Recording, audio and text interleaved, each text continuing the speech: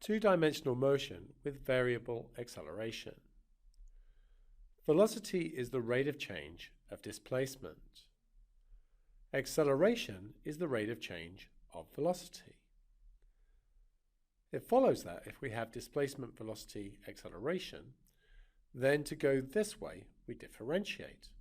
We know that differentiation is about rate of change. Velocity is the rate of change of displacement, so to go from one to the other, we differentiate.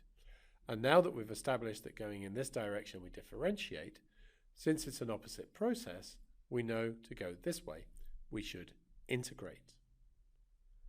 So, velocity is ds dt, the rate of change of displacement with respect to time. Acceleration is dv dt, or the second differential of displacement. And going the other way, velocity is the integral of acceleration. Displacement is the integral of velocity.